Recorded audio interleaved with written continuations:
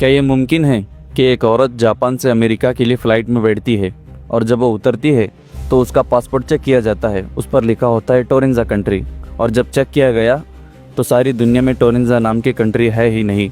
बाकी detail video ये रहा। क्या टोरेंजा से आई हुई वो औरत फ्यूचर से आई थी? क्या वो टाइम ट्रैवल करके हमारी दुनिया में किसी बड़े खतरे से हमें आगाह करने आई थी? एक ऐसी मशीन जो आपको समय में आगे पीछे लेकर जा सकती है, जिसके द्वारा आप टाइम ट्रैवल कर सकते हैं। इमिग्रेशन पर सब हैरान थे। वो औरत कुछ कहना चाहती थी लेकिन कोई समझ नहीं पा रहा था कि वो किस जुबान में बोल रही है। Do you have another more ID? No? Looks like possibly Arabic, but I don't know. We have to determine what that language is first. So.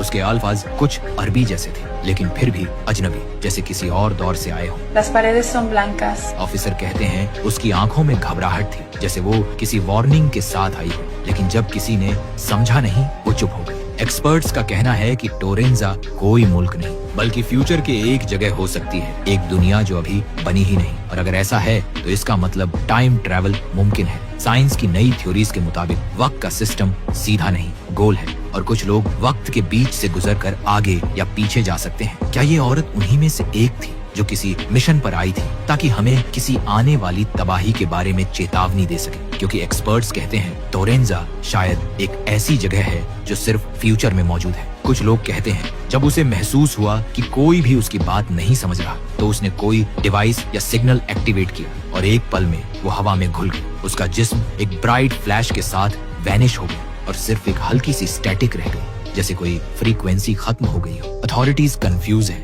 मगर कुछ साइंटिस्ट मानते हैं कि उसका मिशन सिर्फ एक चेतावनी देना था कि आने वाले वक्त में हमारी दुनिया पर एक बड़ी तबाही आने वाली है। क्या वो वाकई फ्यूचर से आई थी? क्या टोरेंजा असल में एक फ्यूचर कंट्री है? और अगर टाइम ट्रैवल मुमकिन है तो क्या वो दोबारा वापस आएगी, या फिर हम सबके साथ भी एक दिन ऐसा ही कुछ होने वाला है? कुछ लोग का कहना है उस औरत के जाने के बाद वहाँ का टेम्परेचर और इलेक्ट्रॉनिक डिवाइस कुछ सेकंड्स के लिए फ्रीज हो गए। ये सारी बातें सच है या नहीं पता नहीं, लेकिन हकीकत तो ये है कि मौत करीब है और कब्र क़यामत तक के लिए ठिकाना है।